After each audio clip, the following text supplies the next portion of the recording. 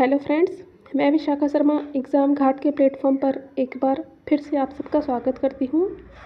हमने अपनी साइंस वाली क्लासेस को कंटिन्यू किया है और लास्ट क्लास में हमने 5 जगत वर्गीकरण पढ़ा है। जो आपके सिलेबस में पहली लाइन है जंतु जो है जैव वर्गीकरण है ना, तो जैव वर्गीकरण में पादप और जंतु दोनों का वर्गीकरण है।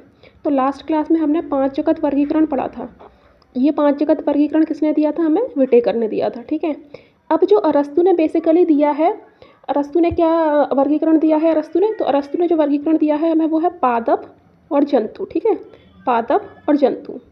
तो ये हमने भले 5 जगत वर्गीकरण पढ़ लिया है। इन 5 जगत में हमने मोनेरा, प्रोटिस्टा, कवक, पादप और जंतु इसमें डिवीज़न देखा था। अब हमारे सिलेबस में अलग से डिवाइड है, मतलब अलग से डिस्क्रिप्टिव वे में लिखा हुआ है पादप और जंतु। तो पादप और जंतु जो रिटन है उसको हमें डिटेल में पढ़ना है। आज मैंने आपके लिए पादप जगत वर्गीकरण को इस क्लास में कवर किया है। और वीडियो स्टार्ट करने से पहले आपने अगर चैनल को सब्सक्राइब नहीं किया है तो आप सब्सक्राइब कर दें, ताकि आने वाली सभी वीडियो के नोटिफिकेशंस आपको टाइम पर मिलें और आप अपनी सारी साइंस की क्लासेस को कवर कर पाएँ। आप चैनल को लाइक करें, शेयर करें, सब्सक्राइब करें। अब हम आगे देखते हैं। मैंने वहाँ पर जब आपको 5 जगत वर्गीकरण पढ़ाया था तब मैंने कवक को अलग पढ़ाया था, पादप को अलग पढ़ाया था, तो वो विटेकर के अनुसार है। लेकिन हमें बेसिक मोटा मोटा पादप और जंतु जगत वर्गीकरण पढ़ना है।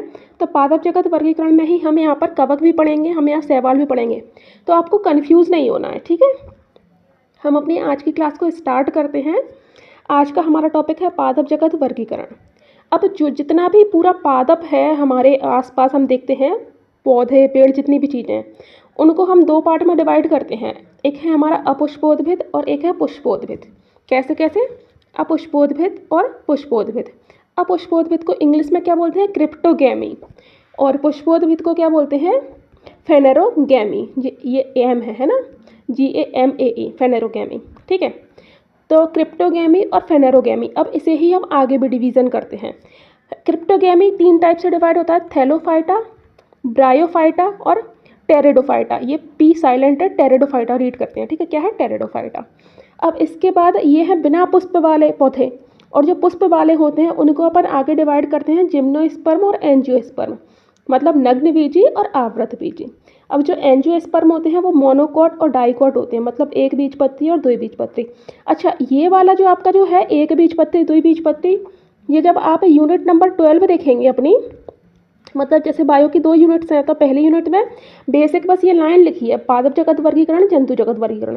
लेकिन यूनिट नंबर 12 पूरी बॉटनी वाली यूनिट है, उसमें आपको एक बीजपत्री 2 बीजपत्री को काफ़ी डिटेल में पढ़ना है। ठीक है, तो यहाँ पर मैं आपको समराइज वे में पढ़ा दूँगी, इनसे इंट्रोड्यूस करवा दूँगी, लेकिन अपने को डिटेल में अगली यूनिट में वापस से हर एक चीज़ को कवर करना है। ठीक है, अब हम यहाँ आते हैं आगे। जो थैलोफाइटा है वो भी डिवाइड होता है शैवाल, कवक, लाइकेन और जीवाणु। ठीक है, कैसे कैसे थैलोफाइटा होता है? शैवाल, कवक मतलब एल्गी, फंगी, उसके बाद लाइकेन और बैक्टीरिया।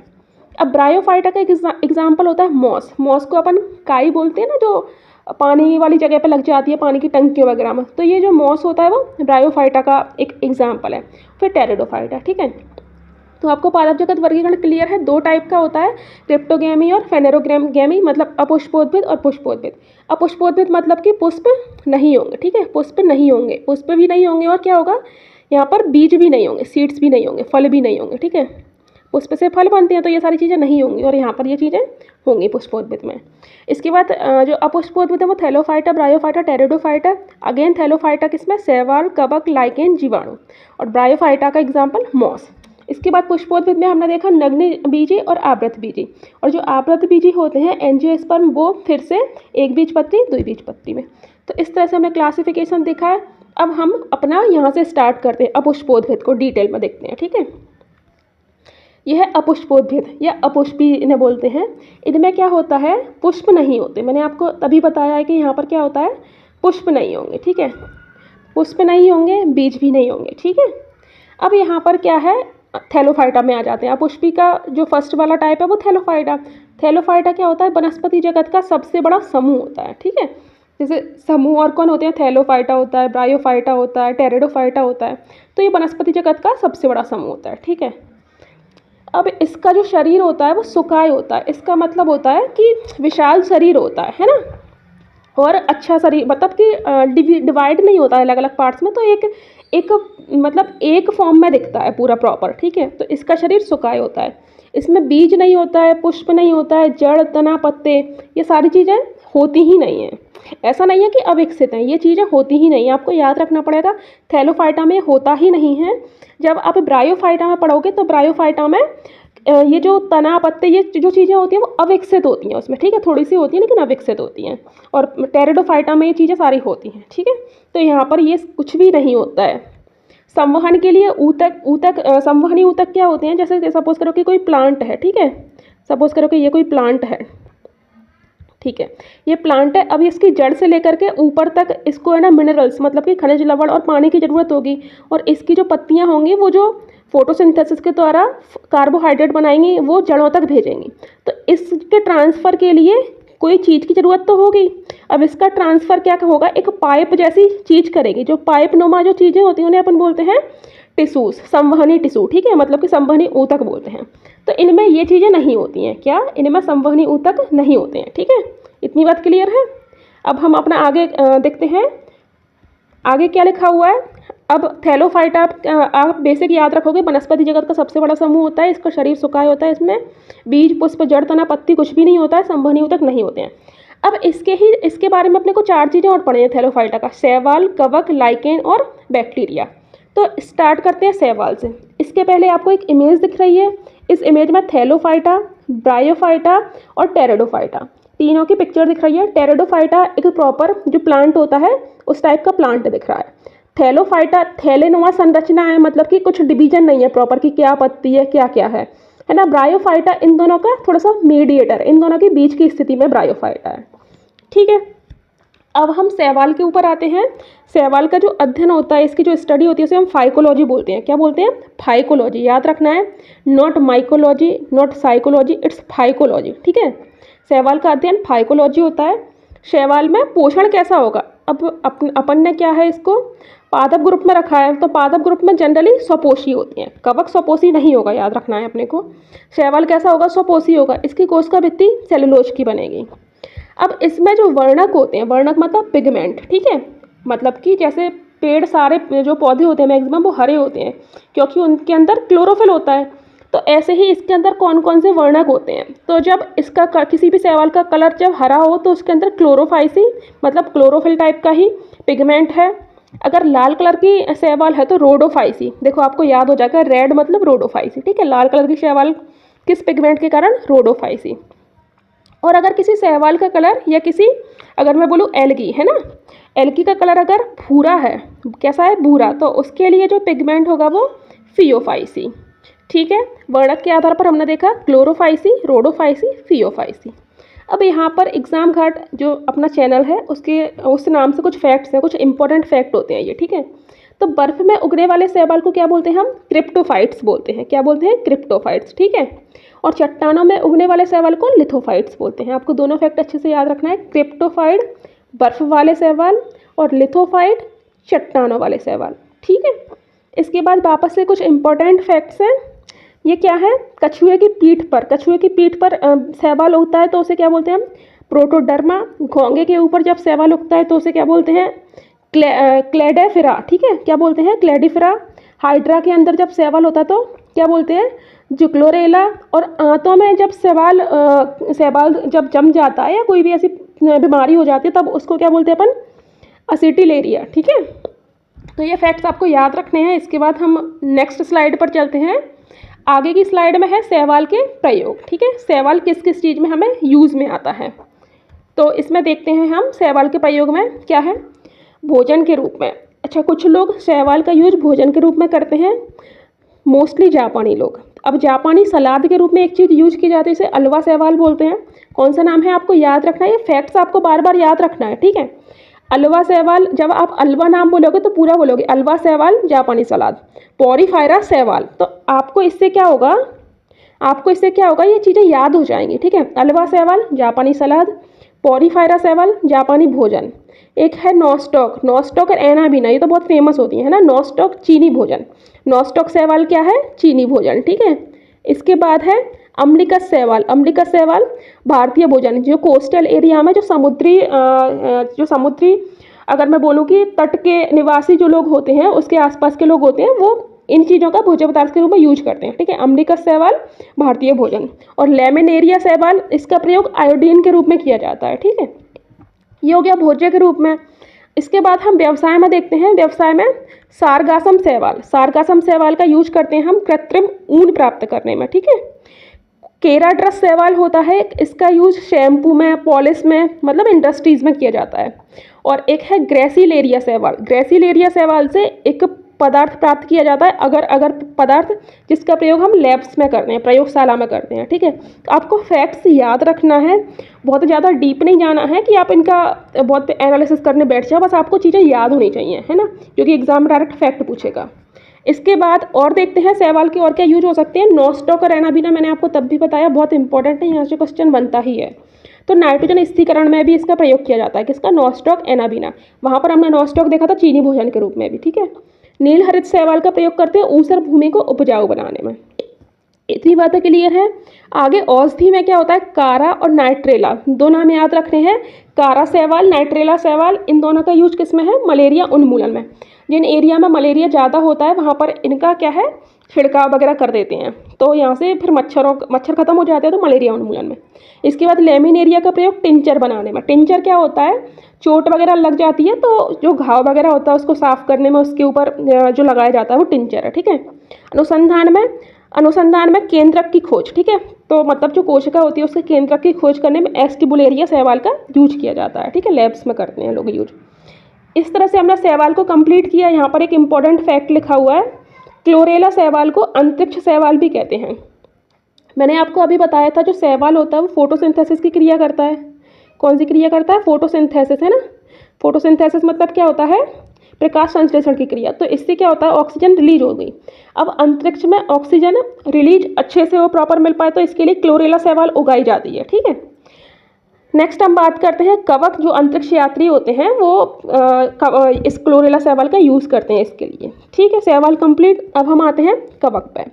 कवक के अध्ययन को क्या बोलते हैं, माइकोलॉजी। अभी हमने शैवाल के अध्ययन को क्या बोला था, आप लोग कमेंट बॉक्स में आंसर देंगे। आप जितना ज़्यादा इन फैक्ट्स को बोलेंगे उतना ज़्यादा ये फैक्ट्स आपको लर्न होंगे।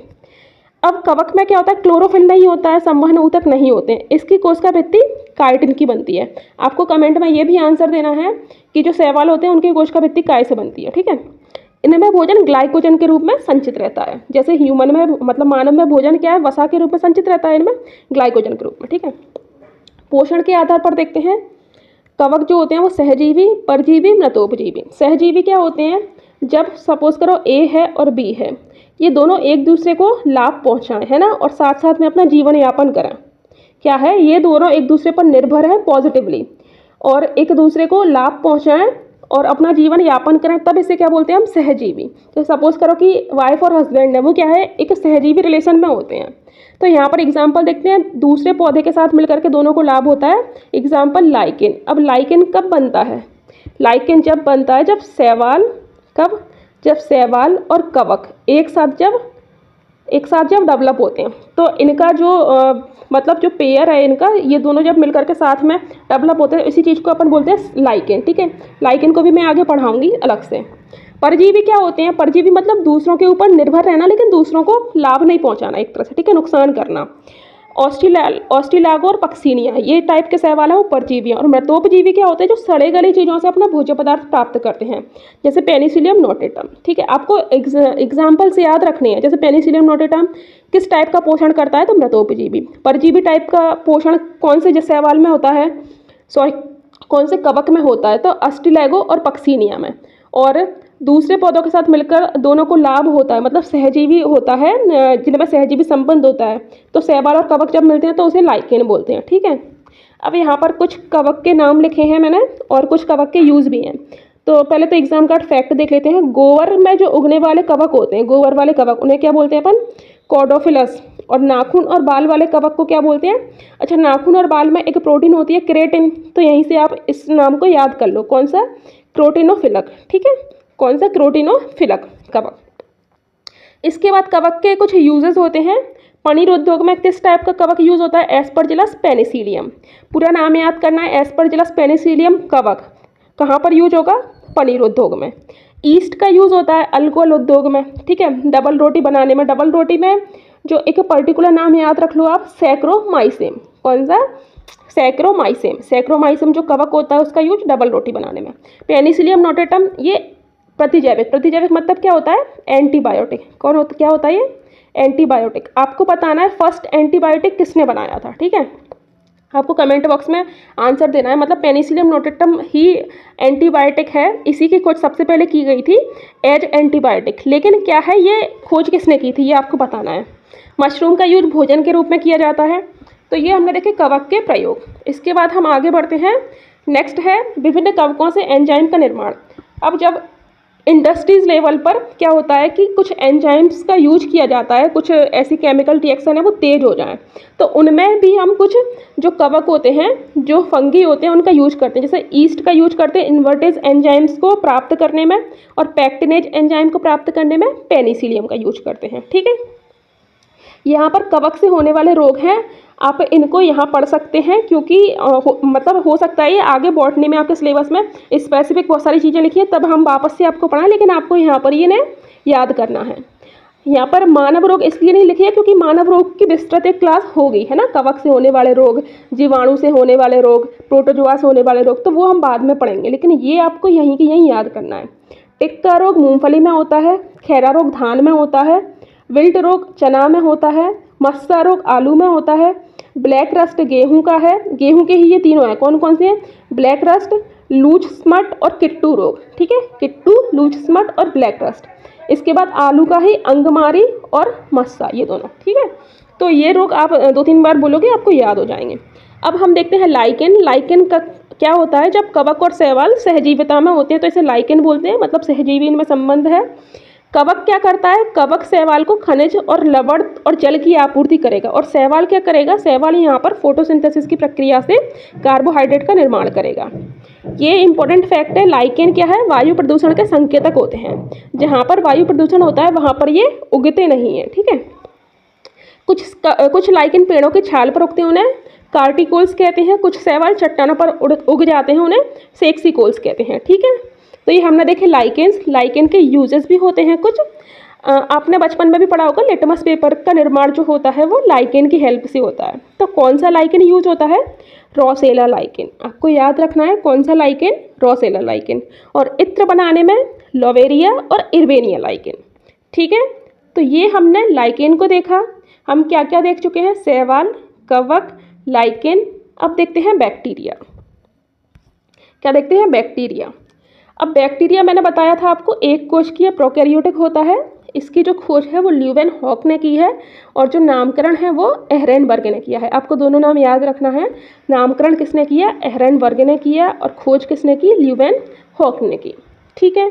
इनकी कोशिका भित्ति प्रोटीन की फास्फोलिपिड की बनती है। यहाँ पे भी 3 टाइप के संबंध होते हैं। कुछ बैक्टीरिया परजीवी होते हैं, कुछ सहजीवी होते हैं, कुछ मृतोपजीवी। तो परजीवी टाइप के बैक्टीरिया का एग्जाम्पल है माइकोबैक्टीरियम। ये माइकोबैक्टीरियम ट्यूबरक्लोसिस मतलब ये एक बैक्टीरिया होता है जो कि टीबी बीमारी होती है किसी व्यक्ति को, क्षय रोग, ट्यूबरकुलोसिस, ठीक है। आप याद भी कर लो इसको, इस नाम को। क्या है? Mycobacterium tuberculosis. इससे क्या होता है? जो क्षय रोग होता है ना, क्षय रोग, या जैसे अपन सामान्य भाषा में बोलते हैं टीबी की बीमारी हो गई है, ट्यूबरकुलोसिस, तो उसमें यही बैक्टीरिया उत्तरदायी होता है बीमारी के लिए। राइजोबियम टाइप के बैक्टीरिया होते हैं। ये राइजोबियम कहाँ होती हैं? जो दाल के पौधे होते हैं, दाल के पौधों की जड़ों में, ठीक है, दाल के पौधों की जड़ों में ये राइजोबियम टाइप के बैक्टीरिया होते हैं। और लैक्टोबैसिलस क्या होता है? दही में, ठीक है, लैक्टोबैसिलस बैक्टीरिया होता है दही में। अब कुछ लाभदायक जीवाणु भी होते हैं, मतलब कुछ अपने लिए इम्पोर्टेंट बैक्टीरिया हैं जो अच्छे हैं, पॉजिटिव हैं। राइजोबियम जीवाणु अभी मैंने बताया था भूमि की उर्वरता बढ़ाने में, नाइट्रोजन स्थिरीकरण करने में। किसमें? नाइट्रोजन स्थिरीकरण में। नाइट्रोजन स्थिरीकरण क्या होता है? नाइट्रोजन स्थिरीकरण क्या होता है? जो दाल के पौधे होते हैं वो डायरेक्ट नाइट्रोजन का यूज़ नहीं कर पाते हैं, तो वो पहले क्या होगा कि एक कंपाउंड में उसको चेंज करते हैं, उसके बाद उसका यूज करते हैं, तो ये बैक्टीरिया उसमें हेल्प करते हैं। लैक्टोबैसिलस दूध से दही का निर्माण में, और बैसिलस मैगिटेरियम, बैसिलस मैगिटेरियम। ये तंबाकू से जो सुगंध और स्वाद आती है, जो लोग तंबाकू का सेवन करते होंगे पता होगा, तो उसमें एक बैक्टीरिया होता है बैसिलस मैगिटेरियम। ठीक है, ये हमने बैक्टीरिया के यूजेस देखे। हम आगे बढ़ते हैं, बैक्टीरिया से होने वाले कुछ बीमारियां देखते हैं। अगेन यहाँ पर पौधों में बताई गई हैं, पशुओं में बताई हैं, मानव में बीमारियां क्यों नहीं बताई हैं? क्योंकि मानव का जो बीमारी वाला चैप्टर है पूरा, मानव की जो बीमारियां हम पढ़ेंगे वो एक अलग उसका प्रॉपर क्लास होगा। ठीक है, जिसमें अपने को बैक्टीरिया से, वायरस से, प्रोटोजोआ से और भी तमाम तरह की बीमारियां पढ़नी है। ठीक है, तो पौधों में कौन कौन सी बीमारियां हो जाती हैं बैक्टीरिया से? नींबू का कैंकर रोग, आलू में शैथिल रोग, अच्छा आलू में हमने अंगमारी रोग वहाँ पर पढ़ा था कवक से। ठीक है, गेहूं का टुंडू रोग, सेव में अग्नि नीरजा रोग और चावल में भी अंगमारी रोग। ठीक है, अंगमारी रोग हमने वहाँ गेहूं का पढ़ा था, यहाँ पर बैक्टीरिया से चावल में हो रहा है। इसके बाद पशुओं में काला पैर रोग और भेड़ में एंथ्रेक्स रोग। ये क्या है? ये बैक्टीरिया से होने वाले रोग हैं। अब हम आगे बढ़ते हैं, नेक्स्ट हमारा है ब्रायोफाइटा। अभी हमने क्या पढ़ा था? थैलोफाइटा। थैलोफाइटा हमारा कंप्लीट हो गया है। थैलोफाइटा में हमने शैवाल, कवक, लाइकेन, बैक्टीरिया, 4 चीज़ें पढ़ी हैं। अब हम ब्रायोफाइटा पढ़ते हैं। ठीक है, अब मैंने ब्रायोफाइटा में आपको बताया था यहाँ पर जड़, तना, पत्ते आंशिक रूप से डेवलप होते हैं, अच्छे से डेवलप नहीं होते लेकिन आंशिक रूप से डेवलप होते हैं। सेम यहाँ पर भी बीज, पुष्प, संवहन, ऊतक ये सब नहीं होंगे। अच्छा, बीज और पुष्प तो हो ही नहीं सकते क्योंकि अपुष्पोद्भिद पढ़ रहे हैं हम, है ना। अब ये जो ब्रायोफाइटा ये जल और भूमि दोनों पर उगता है, इसीलिए इसको क्या बोलते हैं? उभयचर। उभय मतलब क्या होता है? दोनों जगह। तो ये जल में भी उगेगा, भूमि में भी उगेगा, इसीलिए उभयचर। उभयचर को इंग्लिश में एम्फीबियंस बोलते हैं। क्या बोलते हैं? एम्फीबियंस। ठीक है, एम्फीबियंस। इसके बाद हम आगे देखते हैं, ये राइजोड्स या फॉल्स रूट्स से मिट्टी से जुड़े होते हैं। अच्छा, इनमें प्रॉपर जड़ें नहीं होती हैं लेकिन राइजोड्स टाइप का एक इनका पार्ट होता है। ऐसा लगता है कि ये मिट्टी से जड़ों के रूप में जुड़े हैं, लेकिन ये एक्चुअल में इनकी जड़ें नहीं होती हैं। इन्हें पर राइजोड्स बोलते हैं, मतलब फॉल्स रूट्स हैं। ठीक है, झूठी जड़ें एक तरह से। यहाँ पर कुछ महत्व वाले पॉइंट्स हैं इसके कि ब्रायोफाइटा का यूज़ किस किस में होता है? बाढ़ नियंत्रक में। अच्छा, एक फैक्ट बहुत इंपॉर्टेंट है, स्फेगनम मॉस। ये आपको याद रखना है कि स्फेगनम मॉस जो होती है, मतलब ये काई का एक टाइप है। ये क्या है? जल अवशोषण बहुत ज़्यादा कर लेती है। ठीक है, तो जहाँ पर बाढ़ जैसी स्थितियाँ बनी रहती हैं वहाँ पर इस टाइप के जो पौधे होते हैं उनको उगाया जाता है, जिससे ज़्यादा से ज़्यादा पानी का अवशोषण कर सकें। ठीक है, कभी कभी सूचकों के रूप में, सूचकों मतलब कि क्या है? कहीं सपोज करो कि बाढ़ आने वाली है तो इस टाइप के पौधे जल्दी जल्दी से उग जाएंगे, है ना। आग लगने के संकेत है, तो ये वाले जो पौधे होते हैं वो बताएंगे कि यहाँ पर ऐसी चीज़ें होने वाली हैं। कौन सा पौधा है? मैकेंसिया पॉलीमार्फा। आपको नाम याद रखना है, सूचक के रूप में कौन से पौधे का यूज किया जाता है? मैकेंसिया पॉलीमार्फा। और मृदा अपरदन नियंत्रक भी होता है। ठीक है, इसके बाद हम कुछ एग्जाम गार्ड फैक्ट्स देखते हैं। प्रथम विश्व युद्ध के दौरान स्फेगनम जो मॉस थी, मतलब स्फेगनम काई थी, उसका प्रयोग रुई के स्थान पर घाव भरने में किया था। ठीक है, इसके अलावा सबसे बड़ा ब्रायोफाइटा और सबसे छोटा ब्रायोफाइटा, आपको ये दोनों ही फैक्ट याद रखने हैं। डाउसोनिया, ये जो डाउसोनिया है सबसे बड़ा ब्रायोफाइटा है और जूओप्सिस सबसे छोटा ब्रायोफाइटा है। तो हमने ब्रायोफाइटा कवर किया। अब हम चलते हैं अपने नेक्स्ट टॉपिक की तरफ, जो है टेरिडोफाइटा। क्या है? टेरिडोफाइटा। इसमें अगेन जड़, तना, पत्ती प्रॉपर होती हैं। ठीक है, इसमें प्रॉपर होंगी। मैंने फर्स्ट जब स्टार्टिंग की थी तब आपको तीनों की इमेजेस भी दिखाई थी, तो इसमें तीनों चीज़ें होती हैं। संवहन, ऊतक भी स्थित होती हैं।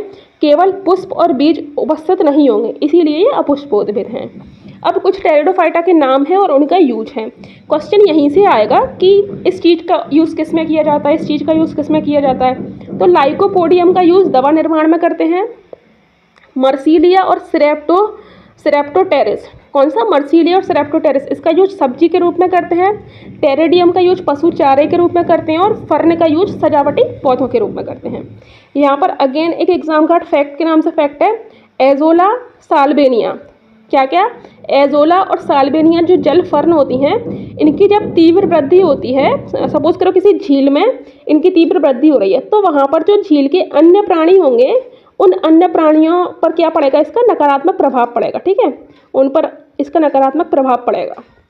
ठीक है, इस तरह से हमने अपने तीनों चीज़ों को क्लियर किया है। क्या क्या?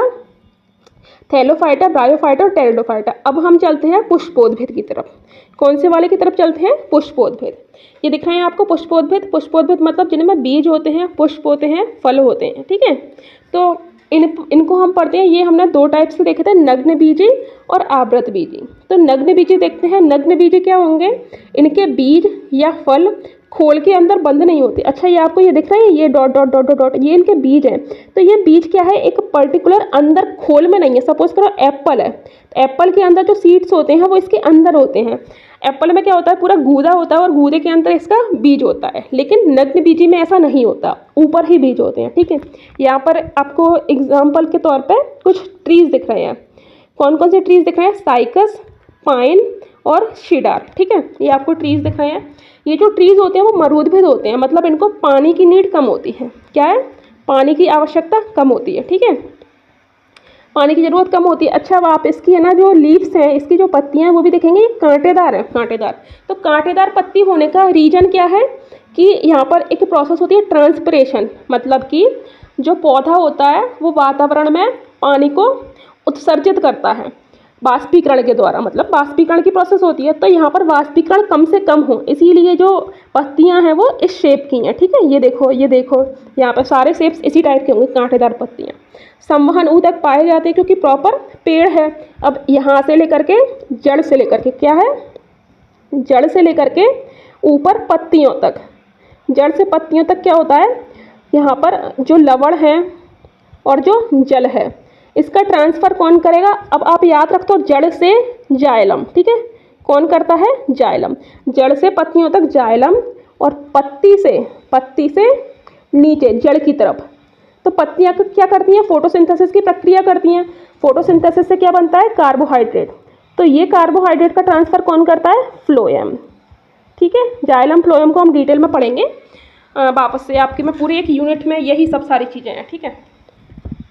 नेक्स्ट हम नग्न बीजी को देख रहे थे। संवहन ऊतक मिलेंगे इसमें, और वार्षिक वलय। वलय क्या बताते हैं? वलय बताते हैं कि पेड़ की एज कितनी हो गई है, पेड़ कितना पुराना है ना। तो इनमें वार्षिक वलय पाए जाते हैं। अब इसका कुछ आर्थिक महत्व देख लेते हैं। साइकस के तने से मंड निकलता है, मतलब स्टार्च निकलता है। उस स्टार्च का यूज साबूदाना बनाने में किया जाता है। क्वेश्चन आ सकता है साबूदाने का निर्माण किस वृक्ष से, मतलब किस पेड़ से होता है? तो साइकस। साइकस को अंडमान एंड निकोबार जो अपना यूटी है वहाँ पर जनजाति पाई जाती है, अंडमान जनजाति, वो भोज्य पदार्थ के रूप में इसको खाते हैं। पाइनस से चिलगोजा, चिलगोजा एक पदार्थ होता है जिसका भोज्य के रूप में यूज किया जाता है। चीड़ की, सिकोया की और देवदार की, इनकी जो लकड़ी होती है उसका प्रयोग फर्नीचर के रूप में करते हैं। एक पेड़ होता है टेनिन। टेनिन पेड़ का प्रयोग किस में करते हैं? चमड़ा में, मतलब चमड़ा जो चर्म शोधन होता है, चमड़े को जब साफ किया जाता है तब, और स्याही के निर्माण में, ठीक है। कोनिफर एक पेड़ होता है, उसकी लकड़ी का यूज करते हैं कागज के निर्माण में, ठीक है। तो इस तरह से हमने यहाँ पर देखा जिम्नोस्पर्म हमने देखे हैं। यहाँ पर कुछ फैक्ट्स और हैं, ये भी जिम्नोस्पर्म के बारे में है, ठीक है। ये हम देखते हैं क्या है। चिलगोजा किससे प्राप्त कर रहे थे हम? चिलगोजा हम किससे प्राप्त कर रहे थे? यहाँ पर देख लेते हैं वापस से एक बारी। चिलगोजा हम प्राप्त करते हैं पाइनस से, ठीक है। तो जो चिलगोजा होता है, जो पाइनस ट्री से प्राप्त होता है, उसे बोलते हैं जिम्नोस्पर्म का मेवा। जैसे ड्राई फ्रूट्स हम खाते हैं, जिम्नोस्पर्म का ड्राई फ्रूट क्या होता है? चिलगोजा। साइकस के बारे में हमने वहाँ भी देखी हैं चीज़ें। साइकस को सागोपाम भी कहते हैं और इसे जीवित जीवाश्म भी कहते हैं, ठीक है। अब पाइनस ट्री होता है एक, पाइनस ट्री में जब कवक की जड़ होती हैं, मतलब पाइनस ट्री की जो जड़ें होती हैं उनमें जब फंगी होता है तब उसे अपन बोलते हैं माइकोराइजल जड़ें, ठीक है, माइकोराइजल रूट्स बोलते हैं। अब सबसे ऊंचा जो पौधा होता है पूरे वनस्पति जगत का, वो सिकोया वृक्ष होता है। सिकोया भी क्या है? सिकोया है अपना, क्या है सिकोया? नग्नबीजी जो भी पौधे हम पढ़ रहे हैं उनका एक एग्जाम्पल है। और सबसे छोटा जो पौधा होता है या सबसे छोटा जिम्नोस्पर्म है वो है जेमिया पिग्मिया, ठीक है। तो हमने ये जिम्नोस्पर्म के बारे में फैक्ट्स देखे। अब हम चलते हैं अपने आवृत बीजी मतलब एंजियोस्पर्म की तरफ। अब इस जो आवृत बीजी को जो डिटेल में हम पढ़ेंगे वो 12वीं यूनिट में पढ़ेंगे। 12वीं यूनिट में आप देखोगे लाइन नंबर 2, 3, 4, तो इनके बारे में ही वो पूरी इन्फॉर्मेशन देती है। जो आवृत बीजी को भी 2 पार्ट्स में डिवाइड करते हैं अपन, एक बीजपत्री, 2 बीजपत्री। इनके तने कैसे होंगे, इनकी रूट्स कैसी होंगी, इनकी आकार की कैसी होगी, इनके बारे में डिटेल में हमको वहाँ पर अध्ययन करना है। हम यहाँ देख लेते हैं एक बार। पादप जगत का सबसे बड़ा समूह होता है इसीलिए हमें सबसे ज़्यादा स्टडी इसी की करनी होती है। इसके अंदर बीज होते हैं जो फल के अंदर होते हैं, ठीक है। इनके जो बीज होते हैं वो फल के अंदर होते हैं, बाहर नहीं होते। बाहर नग्न बीजी और आवृत बीजी, फल के अंदर। इसमें जड़, तना, पत्ती, फल, फूल सब सारी चीज़ें अच्छे से विकसित होती हैं। इनका जो प्रजनन अंग होता है वो पुष्प होता है, ठीक है। ये हम प्रजनन वगैरह सब सारी चीज़ें देखेंगे। तो इस तरह से हमने क्लास को कंप्लीट किया है। अब जो आपकी अगली क्लास होगी वो आपकी यूनिट नंबर 11 की लाइन नंबर, अच्छा सॉरी, अभी लाइन नंबर फर्स्ट में ही चलेगी। ये पादप वर्गीकरण देखा, अब जंतु वर्गीकरण देखेंगे हम। क्या देखेंगे? जंतु वर्गीकरण, ठीक है। तो जंतु वर्गीकरण पर आपकी नेक्स्ट क्लास होगी। अगेन आप लोग चैनल को सब्सक्राइब नहीं किए हो तो चैनल को सब्सक्राइब कर लें, लाइक करें, शेयर करें, और आपके कुछ सजेशन हो तो सजेशन भी दें। इसके अलावा हमने PDF, ठीक है, इस क्लास का PDF और लास्ट क्लास का PDF दोनों को मर्ज करके नीचे टेलीग्राम लिंक दी है, उस टेलीग्राम चैनल पर हमने PDF भी आपके लिए अपलोड करवा दिया है। मतलब करवा रहे हैं तो कर देंगे, जो जैसे ही वीडियो जाएगी उसके बाद आपको PDF भी मिल जाएगी, तो आप वहाँ से भी चीज़ों को देख सकते हैं। Thank you.